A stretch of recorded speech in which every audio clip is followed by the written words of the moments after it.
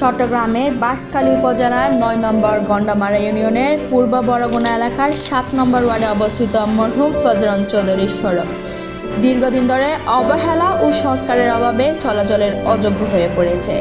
Hamidullah tag থেকে বাংলা বাজার পর্যন্ত বিস্তৃত এই গুরুত্বপূর্ণ সড়কটি বর্তমানে এলাকাবাসীর জন্য দুর্ভোগের প্রধান কারণ হয়ে দাঁড়িয়েছে।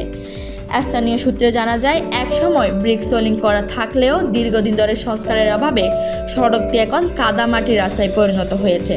সামান্য বৃষ্টিতে পুরো সড়ক কাদায় ঢেকে যায়, সৃষ্টি হয় অসংখ্য গর্ত, ফলে পথচারী ও যানবাহন চলাচলে প্রায় অসম্ভব হয়ে পড়ে। এলাকাবাসীর অভিযোগ, প্রতিদিন এই সড়ক দিয়ে স্কুল কলেজগামী শিক্ষার্থী, রোগী, কৃষক সহ বিভিন্ন শ্রেণী পেশার মানুষ চলাচল করেন। কিন্তু বর্তমান অবস্থায় শিশুদের স্কুলে যাওয়া, অসুস্থদের হাসপাতালে নেওয়া কিংবা কৃষিপণ্য বাজারে পৌঁছানো সবকিছু চরম ভোগান্তির মধ্যে পড়ছে।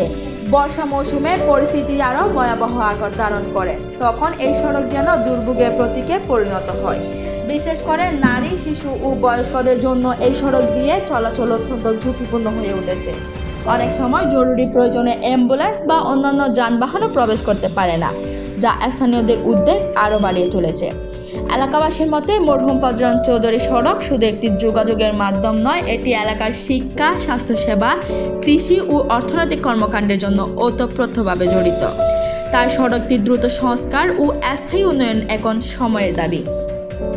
এই বিষয়ে এলাকাবাসীর পক্ষ থেকে সাবেক ব্যাংকার ও সমাজকর্মী রুবেল শিকদার রনি বলেন, এই সড়কের বর্তমান অবস্থা আমাদের জন্য দীর্ঘদিনের কষ্টের কারণ।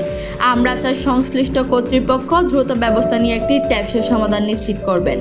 এলাকাবাসী মাননীয় সংসদ সদস্য সংশ্লিষ্ট জনপ্রতিনিধিদের প্রতি জোর দাবি জানিয়েছেন অতি দ্রুত জরুরি মেরামত কাজ শুরু করা, স্থানীয়ভাবে পাখা বা সিসি ডালা সড়ক নির্মাণ, পানি নিষ্কাশনের জন্য কার্যকর ড্রেনেজ ব্যবস্থা করে তোলা এবং নির্ধারিত সময়ের মধ্যে কাজ সম্পন্ন করা।